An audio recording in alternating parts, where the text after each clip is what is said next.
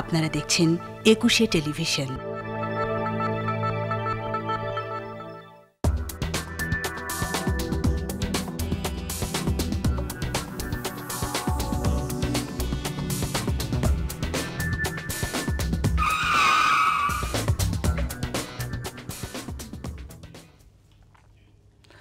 আমন্ত্রণ প্রিয় দর্শক, নিটল টাটা 21 রাতে একটা গণ অভ্যুত্থানের মধ্য দিয়ে যে অন্তর্বর্তীকালীন সরকার গঠিত হলো, সেই সরকারের কাছে নিশ্চয়ই পুরো দেশবাসীর একটা অন্যরকম প্রত্যাশা রয়েছে। কিন্তু আমরা দেখতে পাচ্ছি যে এর মধ্য দিয়ে নানান ধরনের অস্থিরতা সৃষ্টিরও একটা গোষ্ঠী দাঁড়িয়ে গেছে। তারা চেষ্টা চালিয়ে যাচ্ছে বিভিন্ন ধরনের, এবং নানান ধরনের অস্থিরতা এর মধ্যে সৃষ্টি করেছে।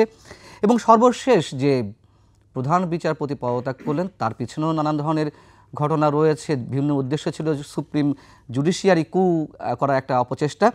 আমরা সব বিষয় নিয়ে কথা বলবো। আমাদের আজকের এই অনুষ্ঠানের শিরোনাম ঠিক করেছি, অস্থিরতা সৃষ্টির পায়তারা। এই বিষয়ে আলোচনার জন্য আমাদের 21-এর স্টুডিওতে আজ উপস্থিত রয়েছেন ঢাকা বিশ্ববিদ্যালয়ের সমাজবিজ্ঞান বিভাগের সাবেক অধ্যাপক ডক্টর নেহাল করিম, রয়েছেন সিনিয়র সাংবাদিক আশরাফ কায়সার। আমি অধ্যাপক ডক্টর নেহাল করিম, মোটামুটি একটা স্থিরতা দিকে যাওয়ার চেষ্টা আমাদের রয়েছে, এবং গত বোধহয় 30 ঘন্টা বা 32 ঘন্টা শপথ নিয়েছে বর্তমান অন্তর্বর্তীকালীন সরকার। তার মধ্য দিয়েও নানানভাবে আইন শৃঙ্খলা দিক থেকে বলি, কিংবা প্রশাসনিক বিচার বিভাগীয় নানান ধরনের অস্থিরতা সৃষ্টির এক ধরনের ষড়যন্ত্র বলি, পায়তারা বলি, সেগুলো চলছে। কি উদ্দেশ্যে এগুলো করা হচ্ছে? চমৎকার প্রশ্ন। আমি মনে করি যদি আমরা ইতিহাস দেখি, আমার এখনও মনে আছে রোমানিয়াতে যখন নাকি বিপ্লব হলো, চসেস্কুকে তারা মেরে ফেললো বা সরিয়ে দিল, তখনও লুটপাট হয়েছে। আবার আমার 76-এ যখন নাকি সাইগন ফল করলো, তখনও দেখলাম যে আমেরিকান এম্বাসির থেকে জিনিসপত্র নিয়ে চলে যাচ্ছে জনগণ। এটা পৃথিবীর যে কোনো দেশেই যখন নাকি একটা বিপ্লব হয়ে যায়, কিছু তো মানে জোয়ারে কিছু ময়লা আসবে, আবার মাঠে নিয়ে যাবে, তাই না? তো এখন বাংলাদেশে যে বিপ্লবটা হয়ে গেছে বা যে গণ অভ্যুত্থান হয়ে গেছে, সঙ্গত কারণে অনেক রকমের পালাবদল হবে। এবং এখানে একটা জিনিস সেনাবাহিনী ভুল করে ফেলেছে, মানে গত সরকার চলে যাওয়ার পরপর উচিত ছিল ঢাকা শহরে বা বিভিন্ন সরকারি স্থাপনায় পেট্রোল দেওয়া বা আর্মস গার্ড রাখতো, 2-3 করে রাখলো, এই ভুলগুলো হতো না, এই লুটতরাজ হতো না। সেটা সেনাবাহিনী কারণে একদম টোটালি উইথড্র করাতে মানুষ কাউকে পায়নি, খোলা ছিল, চলে গেছে। সেনাবাহিনীর কাজ তাদের সৈন্য ডিপ্লয় করা না, অবশ্যই যেখানে নাকি একটা তারা কি আসলে পারতো, এটা সেনাবাহিনী পারতো। বাংলাদেশের মানুষ আর যাই করুক, পুলিশকে যতটুকু ভয় না পায় সেনাবাহিনীকে অবশ্যই পায়। এটা সবার মধ্যেই আছে। এই যে সেনাবাহিনী এই যে গণভবন এর আগে যে পাহারা দিয়ে রেখেছিল, কেউ ঢুকতে সাহস করেছে? করেনি। আমি যেটা বলছি যে একটা পুরো সমাজ একটা পালাবদল হয়ে গেছে, রাষ্ট্রে পালাবদল হয়ে গেছে। উচিত ছিল সরকারি স্থাপনাগুলোতে সেনাবাহিনীর লোকজনকে 2-2 করে রাখলেও কেউ ঢুকতো না। সেটা না করে পুরো উইথড্র করে নিয়ে গেছে, পুলিশও ছিল না। তাহলে হবে না? এটা হবে। আর এরপরেও আমি মনে করি বর্তমান যে অন্তর্বর্তীকালীন সরকার যে গঠিত হয়েছে, এদের একটু গুছিয়ে প্রোগ্রাম তৈরি করতে একটু সময় লাগবে, 8-10 দিন, এর বেশি হবে না। আমার মনে হয় একটা পারফেকশন আসবে। কারণ আমি একটা জিনিস মনে করি যে মানে এই অন্তর্বর্তীকালীন সরকারের যে মাথা আছে, তার মধ্যে পারফেকশন আছে, একটা নীতি নৈতিকতা কাজ করবে। সঙ্গত কারণে কিছু হবে না আমি বিশ্বাস করি। উনিও কাউকে অ্যালাউ করবেন না। হ্যাঁ, এগুলো বুঝতে হবে, আমাদের বাংলাদেশের নার্ভটা আমাদের বুঝতে হবে। সেই সাথে ওনার যারা কাজের সহযোগী আছে, মানে উপদেষ্টাগণ, মোরলেস সবাই পরিচিত এবং সবাই একটা নিয়মের মধ্যে দিয়ে বেড়ে উঠেছেন বা থেকেছেন, আমি যতটুকু জানি। যেমন এখন উদাহরণ দিয়ে বলতে গেলে গত সরকার তো যারা ছিল আমরা তো জানি, যেমন take the case of Salman F Rahman. সবাই জানে যে সে একটা ক্রিমিনাল, সে ব্যাংকের টাকা, শেয়ার বাজার, অমুক অনেক কিছু করেছে। তারপরে কেমনে মানে গত সরকার প্রধান তাকে পাশে বসিয়ে মন্ত্রী মর্যাদা রাখলো। এখন সবাই নিজের সুবিধা দেখলে তো হবে না।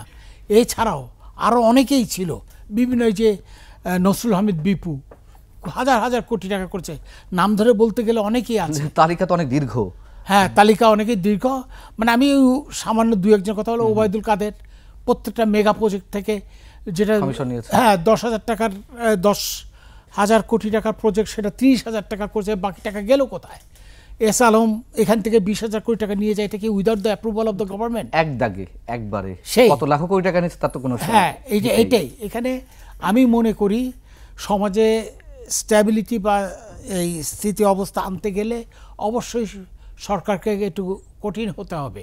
সরকারের সহযোগিতা বা মদতে যত কিছু আছে হয়ে গেছে, এবং হয়ে যাওয়াতেই আজকে মানে সমাজে একটা বিশৃঙ্খল অবস্থা। আর আমি আরেকটা জিনিস যেটা মনে করি, কিছু চুরি ডাকাতি লুটপাট এগুলো হবে, এটা স্বাভাবিক।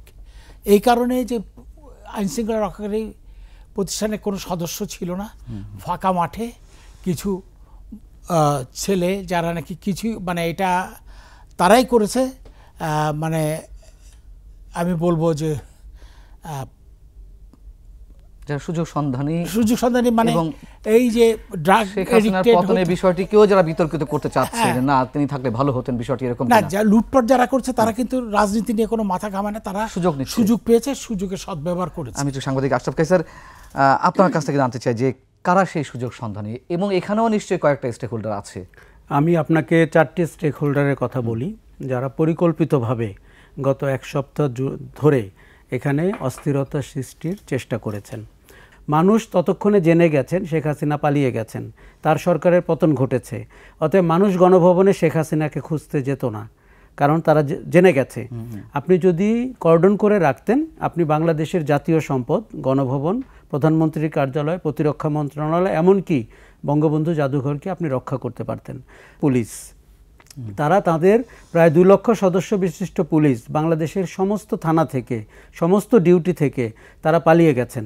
তাদের প্রধান আপনার তালেবান স্টাইলে ভিডিও বার্তা পাঠিয়েছেন।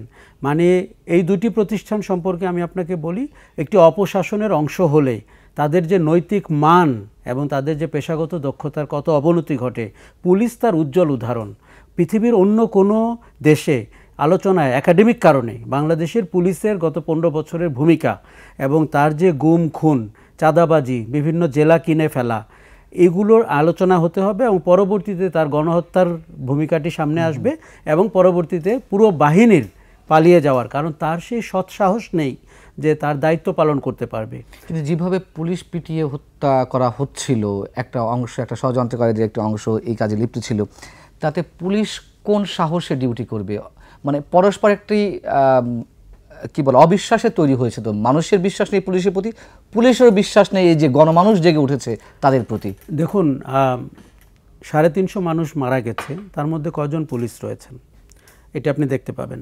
পুলিশের যে বাড়াবাড়ি, এই 350 কি 2 দফার সহিংসতা? না, 2 দফা না, আমি এক দফা বলছি।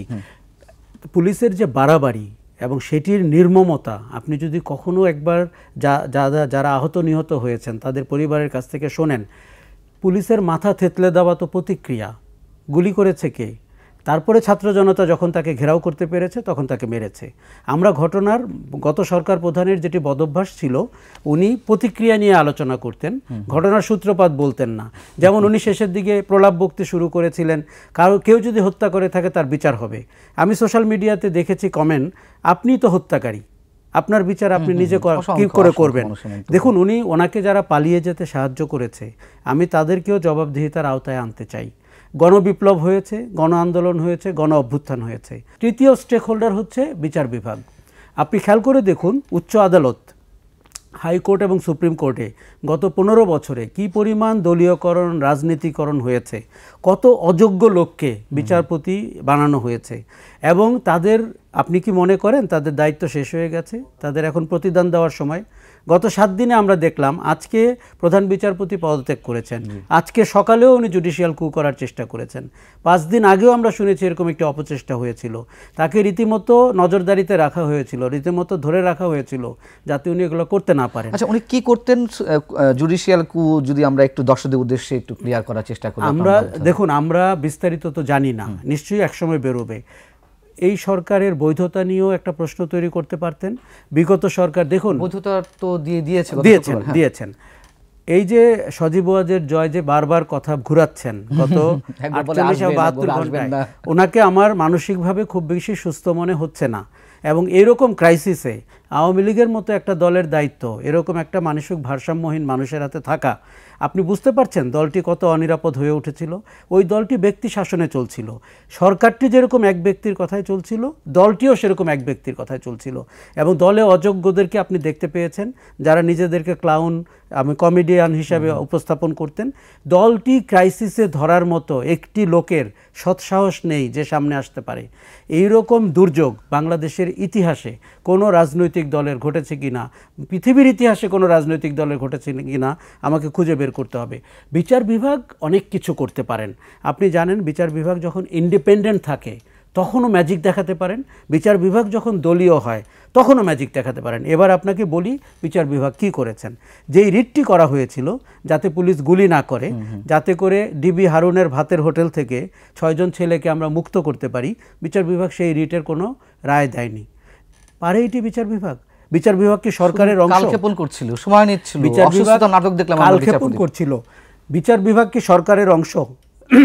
রাজনৈতিক সরকারের এজেন্ডা বাস্তবায়ন বিচার বিভাগের কাজ, সেটি তারা 15 বছর ধরে করেছেন। আমরা মুখ চিনে চিনে বলতাম কোন কোর্টে গেলে কি রায় হবে। কেন বলতাম? কারণ তার নিয়োগ কী প্রক্রিয়া হয়েছে এটি আমরা জানি। কে বাকশাল করতেন, বাকশাল জাতীয় ছাত্রলীগ করতেন, কে আওয়ামী লীগ ছাত্রলীগ করতেন। এই যে বেছে বেছে আপনি অযোগ্য লোকগুলোকে খুঁজে এনেছিলেন, আপনি এখন তার প্রতিদান পেয়েছেন। আচ্ছা, এবার সর্বশেষ স্টেক হোল্ডার বলি, অস্থিরতার কারণ। আপনাকে মনে রাখতে হবে ব্যাপক সংখ্যক রাজনৈতিক দল গত 15 বছরে তাদের অধিকার চর্চা থেকে বিরত ছিল।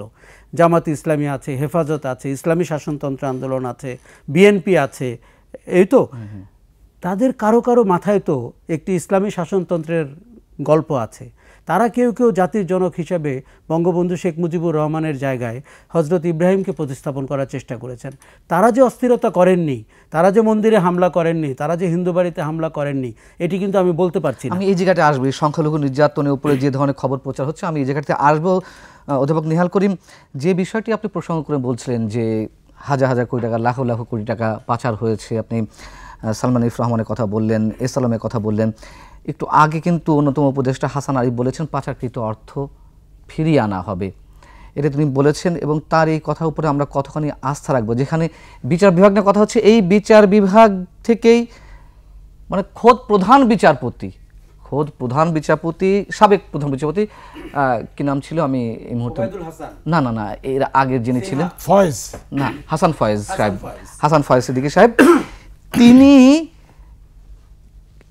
ডেইলি স্টার যে রিপোর্টটি বের হলো তার পরিপ্রেক্ষিতে যে রিটটি হলো যে এসালামের টাকা, যে অবৈধ টাকার অনুসন্ধান করা হবে, সেখানে এই বিচারপতিরাই তদন্ত স্থগিত করে দিল, করে দেওয়া হলো। সেই জায়গায় এই বিচারপতিদের প্রতি মানুষের তো আস্থা থাকার কথা নয়, কিন্তু আমরা আস্থা রাখতে চাই। হাসান আরিফ সাহেব যেটি বলেছেন, কতখানি আস্থা রাখতে পারি?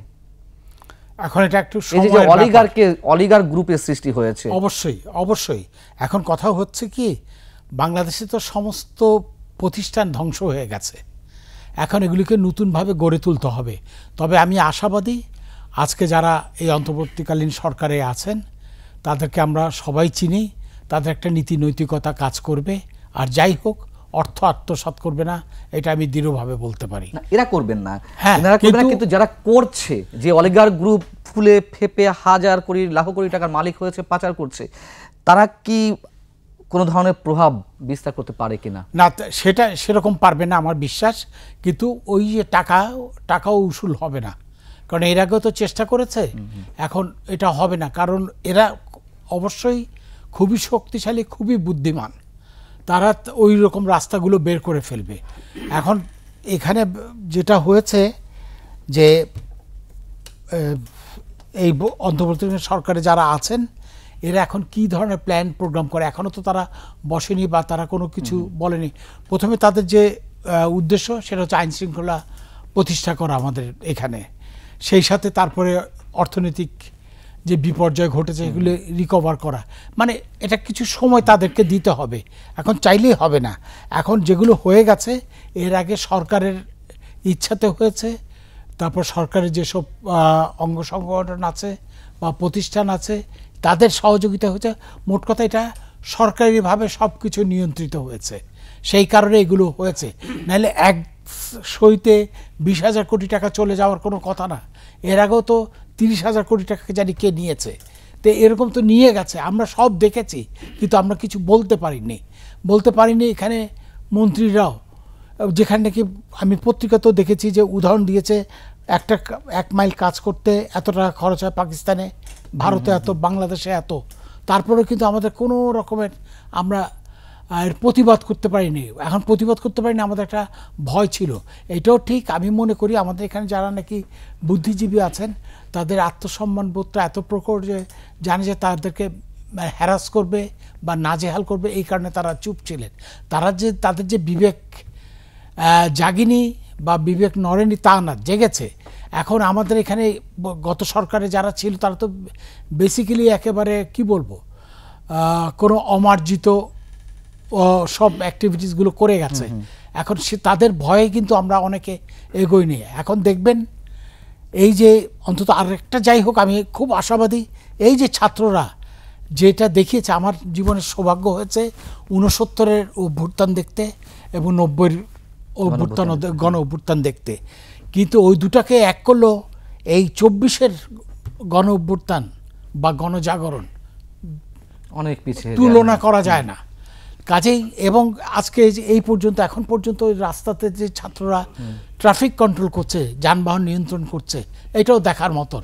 কাজে আমি মনে করি সামনে এমন কোনো কিছু হবে না যেটা নাকি মানে তারা প্রতিরোধের মুখোমুখি হবে, যদি কেউ চেষ্টা করে।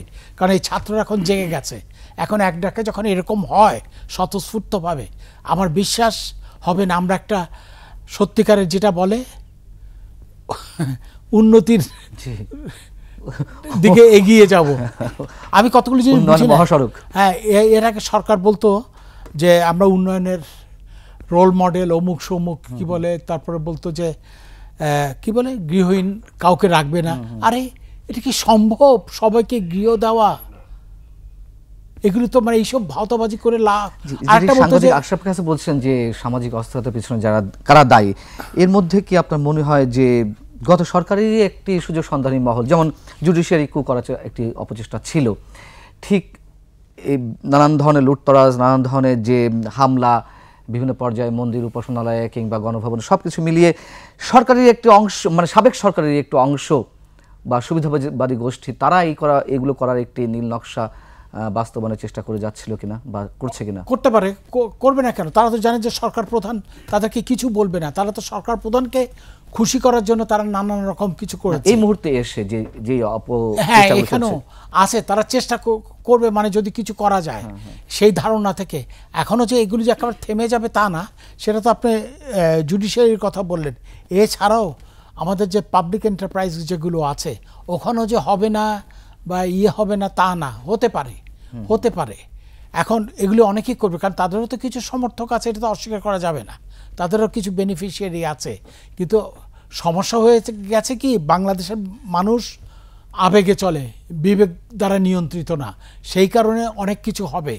আমাদের মধ্যে শ্রেয়বোধ খুবই কম।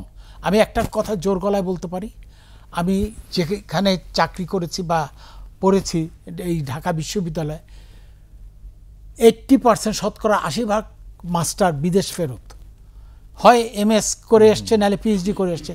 কিন্তু তার মধ্যে আমি দেখেছি ওই 80 মধ্যে আবার যদি 80% ধরি, পারফেকশনটা আসেনি। এটা কিন্তু নিজের থেকে করে নিতে হবে। আমাদের অনেক প্রচুর সব জায়গায় এগুলো আছে।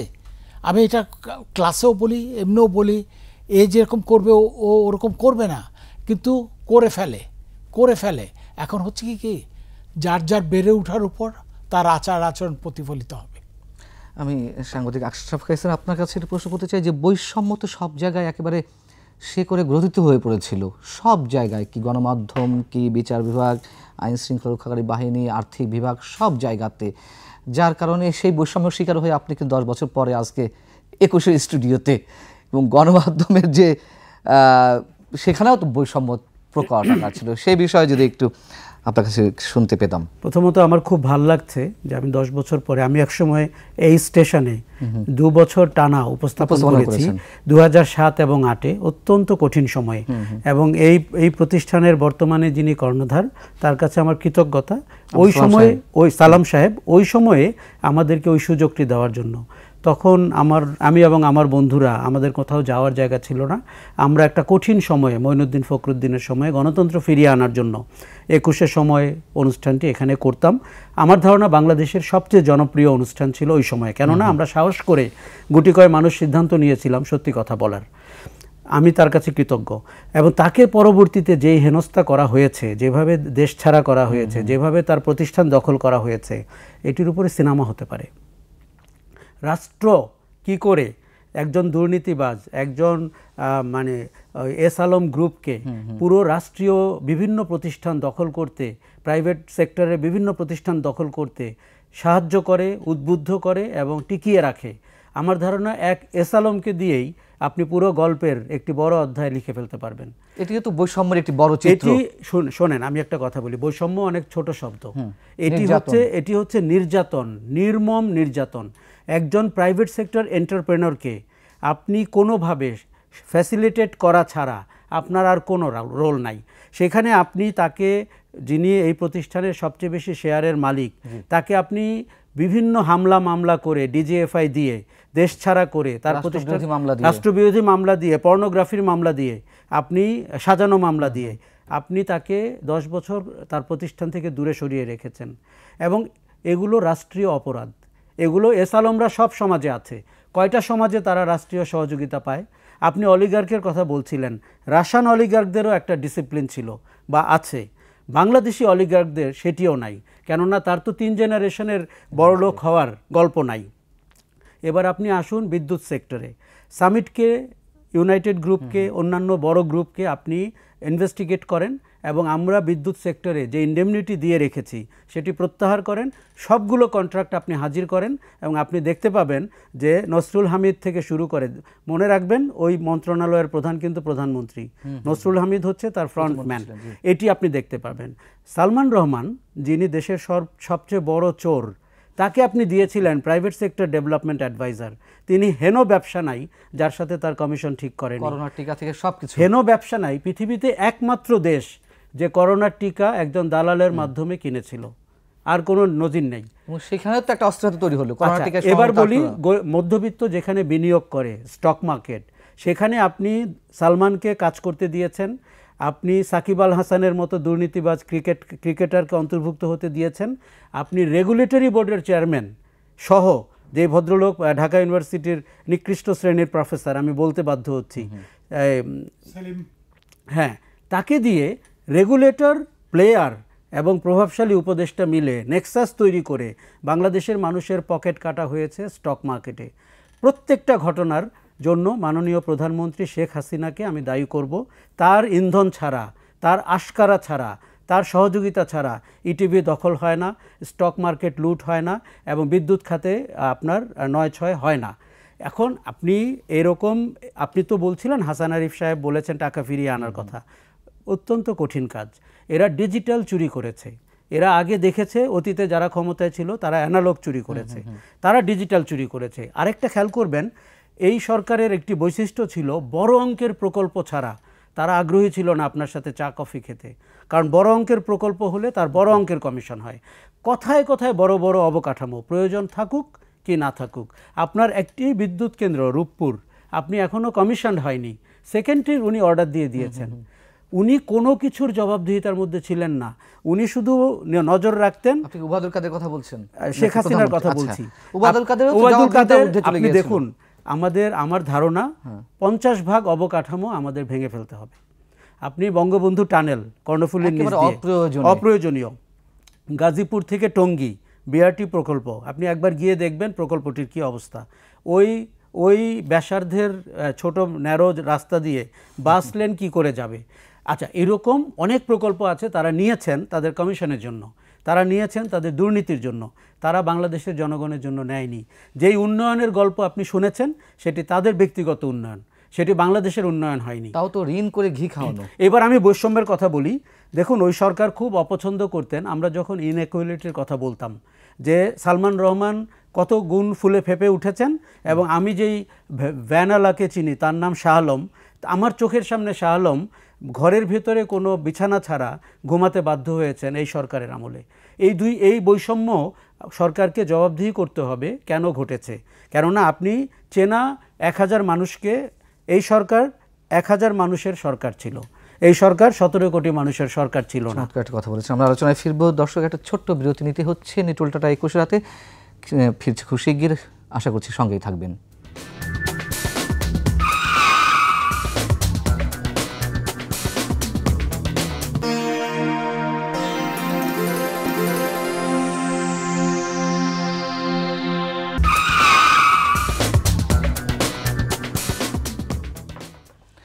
আরও একবার আমন্ত্রণ নিটোল টাটা 21 রাতে। আলোচনা করছি সামাজিক অস্থিরতা সৃষ্টির পায়তারা নিয়ে। অধ্যাপক ডক্টর নিহাল করিম, আবারও আপনার কাছে আসতে চাই। সেটি হচ্ছে যে আপনি বলছেন যে খুব শীঘ্রই, খুব বেশি হলে 8-10 দিনের মধ্যেই সামাজিক অস্থিরতাগুলো শেষ হয়ে যাবে, সব কিছু কন্ট্রোলে নিয়ে নেবে বর্তমান অন্তর্বর্তীকালীন সরকার। আন্তর্জাতিক কোনো ষড়যন্ত্র এখনও পর্যন্ত রয়েছে কিনা, বিশেষ করে ভারতের তো এক পেশে নীতি ছিল, সেই জায়গা থেকে কোনো তাদের ষড়যন্ত্র এমনটি হতে পারে? যেহেতু তারা মেঘালয়ে কারফিউ দিয়েছে, তারা আসামে কারফিউ দিয়েছে মণিপুরে মানে অনুপ্রবেশ ঠেকানোর জন্য।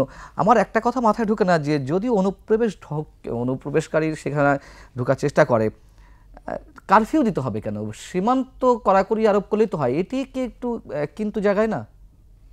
এখন তাদের যুক্তিটা কি আমি ঠিক জানি না, তবে আমি যেটা মানে মূল্যায়ন করতে পারি, ওখানে নিশ্চয়ই মানে কিছু একটা হয়েছে যে কারণে তারা চায়নি যে এখান থেকে কেউ যাক। নিশ্চয় তো চাইবেই না। হ্যাঁ, সেটা আসলে কি যাওয়ার মতো অবস্থা হয়েছে? এখন তারা কি হিসেব করে বলেছে, ব্যাপারটা কি, বাংলা এই যে আমাদের এখানে যে আন্দোলনটা হলো, এক একজনে এক এক রকম গ্রিভেন্স। আমি মনে করি শিক্ষিত সমাজে যারা বোধ শক্তি সম্পন্ন মানুষ, তাদের কাছে একটা খুব খারাপ লেগেছে, একটা 82 বছরের লোককে 5-6 তলায় সিঁড়ি দিয়ে উঠিয়েছে, নামিয়েছে, হ্যাঁ, এবং তাকে নাজেহাল করেছে। এতে অনেকে ক্ষুব্ধ হয়েছে। নিত্য নৈমিত্তিক জিনিসপত্রের দাম বেড়েছে, তাতে ক্ষুব্ধ হয়েছে। তারপরে আরও আনুষঙ্গিক অনেক কিছু আছে যেগুলিতে মানুষ খুব ক্ষুব্ধ হয়েছে। এবং ওই একটা কেকের মধ্যে চারিদিক দিয়ে যে ক্রিম দেয়, সেই ক্রিমের কাজটা করেছে গিয়ে যে বাংলাদেশের মানুষের, বিশেষ করে যারা নাকি বোধশক্তি সম্পন্ন মানুষ, তাদের মধ্যে একটা জিনিস কাজ করেছে, ভারতীয় আধিপত্যবাদ থেকে মুক্ত হওয়া। এইটা স্বতঃস্ফূর্তভাবে এটাকে একত্রিত করে বিস্ফোরণটা ঘটেছে, যেটা নাকি বাংলাদেশ সরকার বুঝতে পারেনি, ভারতীয় সরকারও বুঝতে পারেনি। আমি জানি না এখানে কি ইন্টেলিজেন্স কাজ করেছে। আমি মনে করি হাসিনা সরকারের দুটো জিনিস তারা সাকসেসফুল। একটা হচ্ছে যে হাসিনা সরকার শেখ মুজিবুর রহমানের নামটা বাংলাদেশের ঘরে ঘরে পৌঁছিয়ে দিয়েছে। লাভ হয়েছে কি? হোয়াটএভার ইট ইজ, এটা কিন্তু এখন সবাই জানে। এখানে লাভ ক্ষতির হিসাব তো উনি করেন, লাভটাই করতে হবে। আমি একটু আমার জায়গা থেকে বলি, একটু না বলে পারছি না, যেহেতু এই প্রশ্নটা এখন উঠেছে। 16 বছর ধরে যে চেতনার বড়ি খাওয়ানো হয়েছে, তাতে তো আজকে যে ছাত্র আন্দোলন করছে, যাদের বয়স 16 বছর, অথবা তখন তার বয়স যদি 8 বছর হয়ে থাকে, তাদের বয়স এখন 24 বছর, এই প্রজন্মের তো আওয়ামী লীগের প্রতি আসক্ত হওয়ার কথা, আকৃষ্ট হওয়ার কথা। তার বদলে তারা প্রচণ্ডভাবে আওয়ামী বিদ্বেষী হয়ে উঠেছে। এবং এটা কি ওভারডোজ হয়ে পড়েছে? এত বেশি চেতনার ব্যবসা করা হয়েছে যে মানুষ বীতশ্রদ্ধ হয়ে পড়েছে। হ্যাঁ, অবশ্যই। এখানে এটাও বুঝতে হবে যে ছাত্রলীগের যে ভূমিকা দেশব্যাপী, এতে তো কেউ সন্তুষ্ট ছিল না, সবাই আতঙ্কে ছিল। আমি আমার বোন বা আমার মা, আমার স্ত্রী যাবে কোনোখানে, ওখানে তাদেরকে নাজেহাল করবে বা টিজ করবে, এগুলো তো কেউ আশা করে না।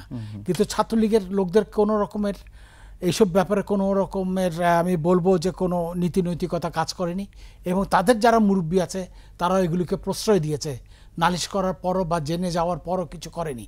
আর হাসিনা সরকার আরেকটা যেটা মানে বলে, তার ইচ্ছে যে তার বাবাকে যারা মেরেছে তাদেরকে কবে দেশে আনবে। এটা তো রাষ্ট্রীয় রাষ্ট্রীয় কোনো কর্ম না। যেমন হাসিনা বলতো ওই কি যে আমাকে গেলে বলে ম্যাজিক কি, আরে ওর ম্যাজিকটাই হচ্ছে কি ধাপ্পা দেওয়ার ম্যাজিক, এমনি তো কিছু না।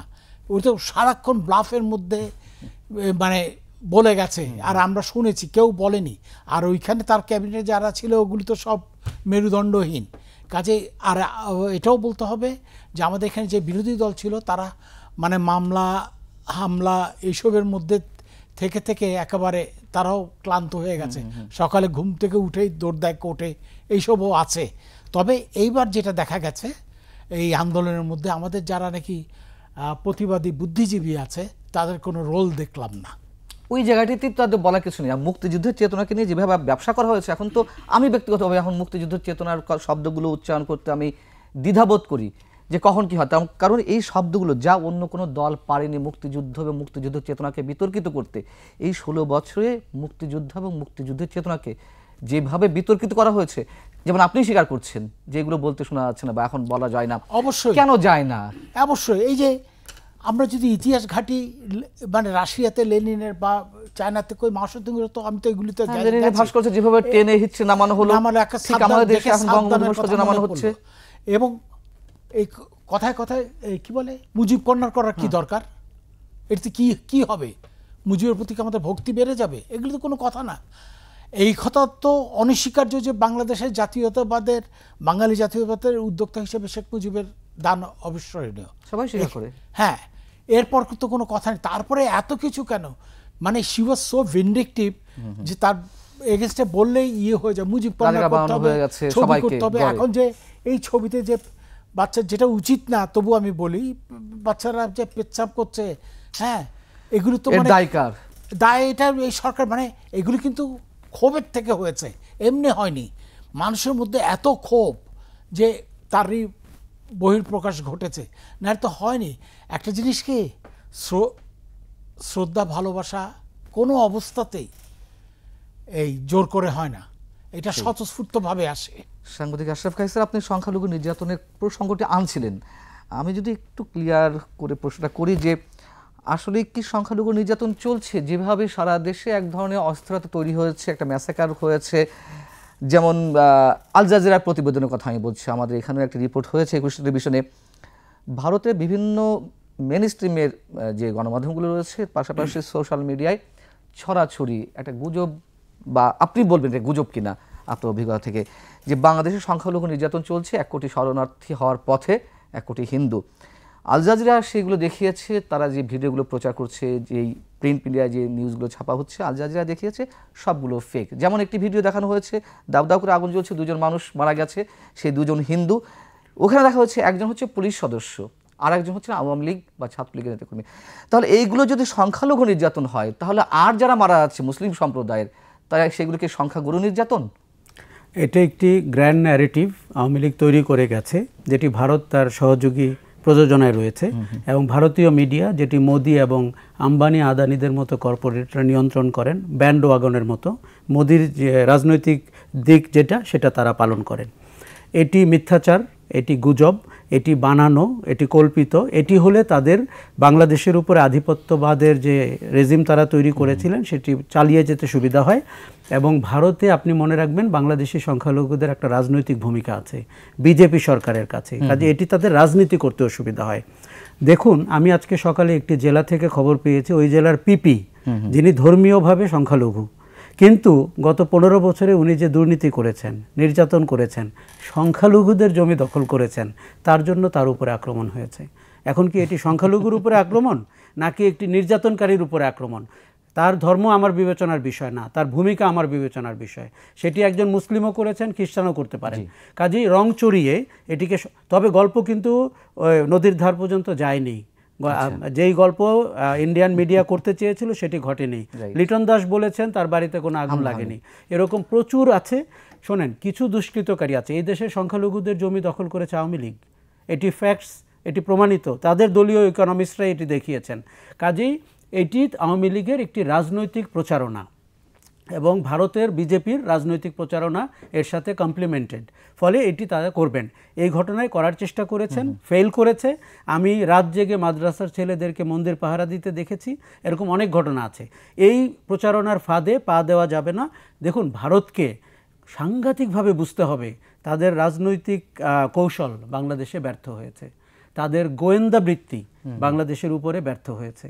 ভারত আমেরিকা হওয়ার চেষ্টা করছে, তারা বাংলাদেশ কেস নিয়ে গবেষণা করে বুঝতে হবে কেন একটি মডারেট মুসলিম দেশ এখন অ্যান্টি ইন্ডিয়ান সিচুয়েশনে গেছে। আচ্ছা, ভারতের সাথে প্রথম কথা, গত 3টি নির্বাচন যেখানে কোনো নির্বাচন হয়নি, ভারত আগ বাড়িয়ে সার্টিফাই করেছে যাতে করে একটি অনুগত সরকার তারা পায়, যেই সরকারের কোনো ম্যান্ডেট নাই, সেই সরকারের সাথে তার কাজ করতে সুবিধা হয়। তাহলে 54টি নদী নিয়ে কথা বলতে হয় না, সীমান্ত হত্যা নিয়ে কথা বলতে হয় না, কি ধরনের ট্রানজিট আপনি পাচ্ছেন, কত টাকার বিনিময়ে, এগুলো নিয়ে কথা বলতে হয় না।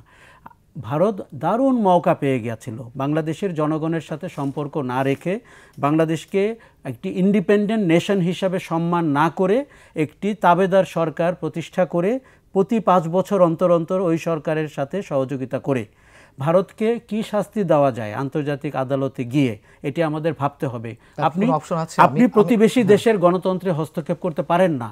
এটি শোনেন, সব সময় কি আমি একটু আমার আগ্রহ জানতে চাই যে আন্তর্জাতিক অপরাধ আদালতে কি এটি মানে প্লেস করার কোনো সুযোগ আছে? যদি নাও থাকে, এই কেসটিকে আমরা এভাবে বলবো যে আপনি একটি পাশের দেশে তার জনগণের মতের প্রতিফলন না ঘটিয়ে আপনার পছন্দের সরকারকে তাবেদার সরকার মনে করে গণতন্ত্রকে আপনি হস্তক্ষেপ করতে পারেন। দেখুন, আমাদের যেটি চুরি হয়েছে সেটি কিন্তু $100 বিলিয়ন অঙ্কে, টাকার অঙ্কে ধারণা করা হচ্ছে, কিন্তু আমার মনে হচ্ছে সবচেয়ে বেশি চুরি কত বছরে? 15 বছরে। 15 বছরে। কিন্তু আমার মনে হয়েছে গণতন্ত্র চুরি হয়েছে, নিঃসন্দেহে মত প্রকাশের স্বাধীনতা চুরি হয়েছে, আমাদের সাহস চুরি হয়েছে।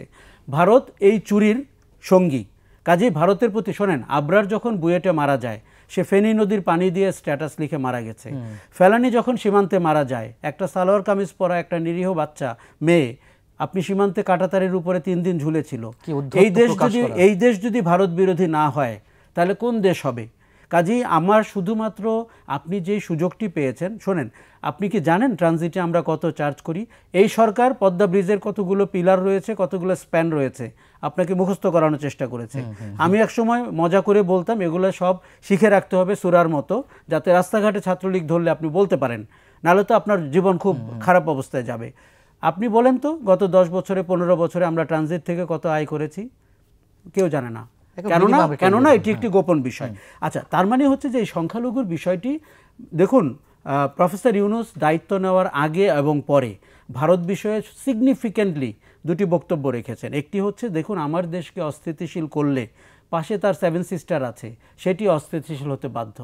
এই ভাষায় ভারতের সাথে কথা বলতে হবে। ইভেন রাহুল গান্ধীও তো একই ভাষায় কথা বলেছেন যে নিজের ঘর সামলাতে পারছে না, মোদি সাহেব উদ্দেশ্যে বলেছেন। এই যে আপনি শুরু করেছিলেন 3টে স্টেটে কারফিউ দেওয়া হয়েছে, এইগুলো হচ্ছে ভারতীয় রাজনীতির অংশ, যাতে করে আপনি বোঝাতে পারেন যে বাংলাদেশে কি 1 কোটি হিন্দু আছে, 1 কোটি হিন্দু সীমান্ত পার হবে কিভাবে। তার মানে হচ্ছে যে আপনি বোঝাতে চেষ্টা করছেন যে বাংলাদেশ পরিস্থিতিতে ভারতের সরকারের এখন সাংঘাতিকভাবে যুক্ত হতে হবে। আচ্ছা, কোনো পলাতক প্রধানমন্ত্রীর সাথে জাতীয় নিরাপত্তা উপদেষ্টা মিটিং করে কেন? পররাষ্ট্রমন্ত্রী মিটিং করে কেন? বাংলাদেশের প্রধানমন্ত্রী তো তিনি না, তাকে কথা বলতে হবে ডক্টর মোহাম্মদ ইউনূসের সাথে। তার মানে হচ্ছে তারা যৌথভাবে যে পরিকল্পনাটি করেছিলেন, আমি নিশ্চিত জানি, আমার মনে হচ্ছে শেখ হাসিনা গিয়ে বলেছেন যে তোমাদের কারণে আমার গণ অভ্যুত্থানে পতন হয়েছে, আমার এখন দায়ভার তোমাদের নিতে হবে। এবং ওনার ছেলে যে ফিরে আসার গল্প বলছেন, এই পরিকল্পনায় অজিত দোভাল আর কতদিন দায়িত্ব নেবেন আমি শিওর না। কিন্তু ভারতের সাথে আমরা একটি দারুণ সম্পর্ক করতে চাই, মর্যাদার সম্পর্ক করতে চাই, আমরা ট্রানজিট দিতে চাই, নদীতে, পানিতে, আকাশে। আমি একসময় মজা করে বলেছিলাম আমার বাসার মুরগির খোয়ারটিও আমি ভারতকে ভাড়া দিতে চাই, কিন্তু রেভিনিউ পেতে হবে, ট্যারিফ পেতে হবে। বাংলাদেশ একই উচ্চতায় দাঁড়িয়ে চোখের দিকে তাকিয়ে ভারতকে বলতে হবে যে এটি একটি 17 কোটি মানুষের সভরেন কান্ট্রি, এবং জনগণের সভরেনিটি, রাজনীতির এবং দেশের ভারতকে সম্মান করতে হবে। ভারত মিজারেবলি ফেল করেছে। ভারত এখন বাংলাদেশ যুদ্ধ 1971 সাল নাম দিয়েছে, তার জন্য বলিউডে প্রচুর কল্পিত সিনেমা বানানো হচ্ছে। 71 সালে যেই ট্যাঙ্কের খবর কেউ জানতো না, উভচর ট্যাঙ্ক, সেটি আমরা 2024-এ জানতে পেরেছি। এই ধরনের গল্প বাংলাদেশকে দিয়ে তার বলতে সুবিধা হচ্ছে। এর প্রযোজক ভারতের সরকার। ভারত সরকার বিনিয়োগ করছে যাতে করে ইমেজ হিসাবে, একটি নেতৃস্থানীয় দেশ হিসাবে, সেটি আমার গণতন্ত্রের বিনিময়ে আমি করতে দিব না, সেটি আমাকে শোষণের বিনিময়ে আমি করতে দিব না। আপনি আজকের জেনারেশন, আপনি ঠিক বলেছেন, তারা আওয়ামী লীগ ছাড়া কোনো দল দেখেনি, বাকি দল তো আপনি দৌড়ানোর উপরে রেখেছেন, 60 লক্ষ মামলা দিয়েছেন। কাজেই কেন এই জেনারেশন আপনার সম্পর্কে এরকম বিক্ষুব্ধ হয়ে উঠলো? এবার আপনাকে আমি বলি, এই আন্দোলনে আমি এও শুনেছি তারা 72-75 নিয়েও আগ্রহী। তারা জানতে চায় কেন ৭৫-এর ঘটনা ঘটেছিল, কেন আমাদের জাতির জনককে নির্মমভাবে মৃত্যুবরণ করতে হয়েছিল। ইভেন বিডিআর বিদ্রোহ প্রসঙ্গটি বিডিআর বিদ্রোহ নিয়ে কথা হচ্ছে। শোনেন, আপনি যখন কোনো গ্র্যান্ড ন্যারেটিভ শুরু করেন, এর যে দুটি সাইড আছে সেটি আপনাকে মাথায় রাখতে হবে। হঠাৎ করে মানুষ আপনার গ্র্যান্ড ন্যারেটিভ বিলিভ করবে, তার মনে কোনো প্রশ্ন থাকবে না, তার মনে কোনো কৌতূহল থাকবে না। এবার কৌতূহলের জন্য আওয়ামী লীগ রেডি কিনা আমি নিশ্চিত না। অধ্যাপক ডক্টর নেহাল করিম, যে বিষয়গুলো আলোচনা হচ্ছে নানান ধরনের স্টেক হোল্ডার তো দেখা যাচ্ছে এবং এই চক্রান্ত চলবে, এটা আমরা ধরে নিতে পারি। এই চক্রান্ত অব্যাহত থাকবে, আমাদেরকে সজাগ থাকতে হবে। এর মধ্যে রোহিঙ্গা বিষয় একটি আলোচনা হচ্ছে বা নানান ধরনের বাতাসে কথা চলছে, ছড়াচ্ছে যে তাদেরকে এই অস্থিরতার মধ্যে ইনক্লুড করা হতে পারে, এরকম কোনো সম্ভাবনা একজন সমাজ বিজ্ঞানী হিসেবে আপনি এই ধরনের কোনো বিশ্লেষণ করেছেন কিনা বা দেখছেন? রোহিঙ্গা ইস্যুটা আমার কাছে এটা আন্তর্জাতিক একটা চক্রান্ত মনে হয়। সেটা তো সবসময় নিঃসন্দেহ। হ্যাঁ, আমি আরেকটা জিনিস যেটা বিশ্বাস করি, যেমন আমরা কোথাও গেলে ট্রেনে বা বাসে কোথাও গেলে আমার গন্তব্য চলে আসলে লাগেজটা নিয়ে গেটের কাছে থাকি, তাই না? তো সরকার বলতো যে এরা চলে যাবে, তাহলে ওদেরকে আবার ভাসানটাকে নিয়ে গেল কেন? ভাসান চর না কি জানি, ভাসান চর, হ্যাঁ, ওখানে তাদেরকে ঘর বাড়ি করে দিয়ে কেন নিয়ে গেল? এদেরকে তো ওইখানে টেকনাফের মুখে রাখা উচিত ছিল যাতে চলে যেতে পারে। এই যে কতগুলো জিনিস, এই যে আন্তর্জাতিক চক্রান্ত, এই যে এগুলো আমি বলছি যে অস্থিরতা, যে লুটতরাজ, যে সন্ত্রাস নতুন মাত্রা পেয়েছে, হয়তো ঠিক হয়ে যাবে নিশ্চয়ই, কিন্তু তাদেরকে এই কাজে ইনক্লুড করার কোনো ধরনের সম্ভাবনা আছে কি না? আমি মনে করি যে এটা করাটা ঠিক হবে না। তাহলে তো তাদেরকে স্বীকৃতি দিয়ে দেওয়া হয়। এখানে আমরা যারা আছি, এবং যে মিয়ানমার ইস্যুতে অজিত দোভাল উড়ে এসে বাংলাদেশের সাবেক প্রধানমন্ত্রী, যিনি আমরা তো স্বৈর শাসককে বলতে পারি, তার সাথে রাতে এসে বৈঠক করলেন, আমরা কেউ জানতে পারলাম না। তিনি চলে যাওয়ার পরে বাংলাদেশ সম্ভবত নিউ এজ ব্রেক করেছিল, তারপরে ভারতের কয়েকটি গণমাধ্যমে এলো। তাদের যখন হুমকি হয়ে দাঁড়ালো, রোহিঙ্গা বলি বা মিয়ানমার বলি, মিয়ানমারের যে সশস্ত্র গোষ্ঠীগুলো রয়েছে, তখন তারা উড়ে এসে এখানে বৈঠক করে চলে গেল এবং সেই সুযোগটি আমাদের সাবেক প্রধানমন্ত্রী দিলেন। এটিকে ভারত ইউজ করতে পারে কিনা কোনোভাবে? চেষ্টা করবে, কিন্তু আমি মনে করি এটা ফলপ্রসূ হবে না। কারণ এখানে এই যে অনেকেই জেগে আছে, মানে পিপুল আর ভেরি মাচ অ্যালার্ট, হ্যাঁ, two resist all this things, কিন্তু এটা পারবে না। এখন ব্যাপারটা মানে এই পর্যন্ত আমরা তো এমন কোনো ব্যবস্থাপক পাইনি যে নাকি দেশের ইন্টারেস্টটা দেখবে। তারা সবাই এই পর্যন্ত যারা এসছে নিজেদের ইন্টারেস্টটা দেখেছে, বিশেষ করে বিগত সরকার এবং তার যে সাঙ্গপাঙ্গ, এরা সবসময় নিজেদের ইন্টারেস্ট দেখেছে, তাদের মধ্যে কোনো প্যাট্রিয়টিক জিল ছিল না। আমার বিশ্বাস বর্তমান অন্তর্বর্তীকালীন সরকার এবং তার যে উপদেষ্টারা আছে অবশ্যই দেশের স্বার্থ নিয়ে কাজ করবে, এগিয়ে যাবে এবং আমি ভরসা করি। কিন্তু আমাদের সমস্যাটা হয়ে গেছে কি, আমাদের দেশে সব ধরনের আইন আছে, তার প্রয়োগ নেই, এবং এই প্রয়োগ নেই বলে সবাই এগুলো সুযোগ নেয়। সেই সাথে আমাদের যে আইন শৃঙ্খলা রক্ষাকারী প্রতিষ্ঠানগুলো আছে এদেরও সীমাবদ্ধতা আছে। কারণ আমি বিগত সরকারের যদি কার্যক্রম পর্যালোচনা করি তাহলে দেখব যে এই যে রাজনৈতিক প্রভাব ছিল বলে অনেক কিছু হয়নি। আমি এখানে একটা কথা বলতে চাচ্ছি যে একবার টক শোতে আমি ছিলাম, প্রাক্তন আইজিপি শহীদুল হক ছিলেন, আরেকজন কে জানি ছিলেন, তো ওইখানে কথা প্রসঙ্গে তখন ক্যাসিনোর কথা উঠেছে। তা আমি বললাম যে ক্যাসিনোর কথা উঠেছে, তখন তৎকালীন ডিএমপি কমিশনার ছিলেন আসাদুজ্জামান মিয়া। তা আমি বললাম যদি এই পুলিশ কমিশনার তো বলেছেন যে উনি ক্যাসিনোর কও জানে না, তাহলে তো এটাতে বোঝা যাচ্ছে ওনার ইনএফিসিয়েন্সি আছে। পুলিশ কমিশনার যদি না জানে কোথায় কি হচ্ছে না হচ্ছে, তাহলে আমরা কার কাছে যাব? আমরা জানি, তারা জানে না। এই যে এই ধরনের নাটক করা হয়েছে, 16 বছর নাটক দেখেছি সাংবাদিক আশরাফ কাসের। আমি একটু ওই জায়গাটা জানতে চাই, আমরা একেবারে শেষ করবো 1 মিনিটের মধ্যে। যেহেতু আমরা জানি যে মিয়ানমারের সব ধরনের সশস্ত্র গোষ্ঠী চীনের নিয়ন্ত্রণে, ইভেন সেখানকার সামরিক জান্তা সহ, এবং আরাকান গোষ্ঠীর অনুগত আমাদের এখানে যা রোহিঙ্গারা আশ্রিত অবস্থা রয়েছে, কিন্তু এটিকে ভারতের গোয়েন্দা বাহিনী কোনো কাজে লাগাতে পারে কিনা, সে ধরনের কোনো সুযোগ আছে কিনা? আপনাকে আমি বলে রাখি, পতিত প্রধানমন্ত্রী যিনি যখন জীবিত ছিলেন ক্ষমতায়, তখন সব ধরনের নির্লক্ষা করেছেন ক্ষমতায় থাকার জন্য। আমার বিশ্বাস তিনি সব ধরনের নির্লক্ষা করছেন আমাদেরকে অস্থিতিশীল রাখার জন্য, তার মধ্যে রোহিঙ্গারা অন্তর্ভুক্ত। ভারত, বারবার বলছি আমি, তার সহযোগী, এবং ভবিষ্যতে তিনি সব ধরনের নীলনকশা করবেন আমাদেরকে অস্থিতিশীল রাখার জন্য, রাজনৈতিকভাবে, সামাজিকভাবে। দেখুন, বিগত সরকার সম্পর্কে 4টি লাইন না বললে আমার মানে এমন না যে পতনের পরে আমি এগুলো বলছি, আমি 15 বছর ধরে বলছিলাম। এবং আমরা যে কি নির্যাতনের ভেতর দিয়ে গেছি, শারীরিক, মানসিক, সামাজিক, অর্থনৈতিক, আপনাকে আরেকদিন বিস্তারিত বলবো, কারণ এগুলো বলা উচিত। অতীতের ট্র্যাডিশন আমি বিলিভ করি না, এগুলো বলা উচিত না। তারা মুক্তিযুদ্ধ এবং মুজিব এই দুটোকে প্রফিট সেন্টার বানিয়েছিলেন, ব্যবসার ক্ষেত্র। মুক্তিযুদ্ধ বয়স কমালে আপনি মুক্তিযোদ্ধা হতে পারেন, একজন রেজাউল করিম বলে মন্ত্রী মুক্তিযোদ্ধা হয়ে গেল। মুজিব একজনের জন্মদিন আপনি 5 বছর ধরে পালন করতে পারেন। মুজিবকে মানুষের মনের কর্নার থেকে মুজিব কর্নারে রূপান্তরিত করা হলো, এর দায় সরকারের। মুজিব আমাদের মনে আছে, ছিল এবং থাকবে। তার ইতিহাসে তার আসন নির্ধারিত। আপনি বাড়াবাড়ি করেছেন তাকে, ওটি আপনি কিন্তু আদর থেকে, ভালোবাসা থেকে করেননি, ব্যবসা থেকে করেছেন। মুজিবকে নিয়ে যেই দল ব্যবসা করে সে কি মুজিব প্রতিষ্ঠিত আওয়ামী লীগ হতে পারে? আচ্ছা, মুক্তিযুদ্ধ, একে নিয়ে আপনি আগুন নিয়ে খেলার মতো, একে মুক্তিযোদ্ধা, অমুক্তিযোদ্ধা, এ জামাত, এ রাজাকার, আপনাকে কে দায়িত্ব দিয়েছিল এগুলো করার? শোনেন, এই সরকার পতন হয়েছে একটি শব্দের কারণে, তার নাম রাজাকার। কারণ যুব সমাজ বুঝতে পেরেছে 71 সালে রাজাকার ছিল একটি স্বাধীনতা বিরোধী শক্তি, আর 24 সালে রাজাকার হচ্ছে মুক্তির শব্দ। 24 সালে রাজাকার হচ্ছে যিনি অধিকারের জন্য লড়াই করে, তার নাম রাজাকার। তারা গৌরবের সাথে বলেছে আমি রাজাকার, রাইট? কাজে আপনি মুক্তিযুদ্ধের দাবিদার রাজনৈতিক দল, আপনি রাজাকারকে আমাদের জন্য ব্যাজ অফ অনার বানিয়ে দিয়ে গেছেন, এবং এই দায় আওয়ামী লীগকে নিতে হবে। এর ক্ষতি কত এবং তার কি শাস্তি হতে পারে? মুক্তিযুদ্ধ আমাদের গৌরবের সবচেয়ে সুন্দর জায়গা, এবং এটি নিয়ে রাজনীতি করা। দেখুন, 71 নামে টেলিভিশন চ্যানেল দেওয়া অত্যন্ত অন্যায় হয়েছে বিভিন্ন মানে সংযোগের কারণে। আপনি কি করে বাংলাদেশের মুক্তিযুদ্ধের বছরকে টেলিভিশন চ্যানেল দিতে পারেন? আজকে দেখেন তার পরিণতি কোথায়। আমি আপনাকে বলে দিচ্ছি সেটির পরিচালনা ভার কে পায়, একবার খেয়াল করে দেখবেন। এবং তারা কোন রাজনৈতিক শক্তি আপনি বুঝতে পারবেন। এবার নাম যখন দিয়েছেন আপনি টের পাবেন কার হাতে নাম দিয়েছেন, সেই নাম কোথায় গিয়ে হাজির হচ্ছে।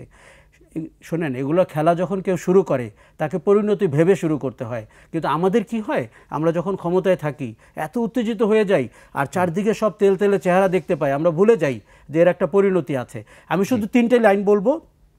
রাজনীতিবিদদের দুর্নীতি এই গত 15 বছরে আপনাকে বার করতে হবে। এই যে ওবায়দুল কাদের, এই যে আসাদুজ্জামান, এই যে বিপু, একটু শেষ করব, এদেরকে বের করতে হবে। তার সাথে ব্যবসায়ীরা গত 15 বছরে যে ভূমিকায় গেছিলেন সেটি বের করতে হবে। আমি দুঃখের সাথে জানাচ্ছি গণমাধ্যমের নেতারা, মালিকরা, তারা কি করেছেন বের করতে হবে। আমি যদি এগুলো না করি আমরা কিন্তু সমাজটি যে কতভাবে অধপতিত হয়েছে সেটি আপনি বের করতে পারবেন, তার রেশ চলতেই থাকবে নিশ্চয়ই। অনেক ধন্যবাদ সাংবাদিক আশরাফ কায়সার, ধন্যবাদ অধ্যাপক ডক্টর নিহাল করিম। দর্শক, শেষ করছি, সামাজিক অস্থিরতার পেছনে যারা কাজ করছে নিশ্চয়ই সেগুলো আস্তে আস্তে বের হবে, এবং আমরা আশা করব বর্তমান অন্তর্বর্তীকালীন সরকার সেদিকে সতর্ক থেকে এই সামাজিক অস্থিরতা থেকে আমাদেরকে অবশ্যই স্বস্তিতে রাখবে। শুভরাত্রি, ভালো থাকুন সবাই।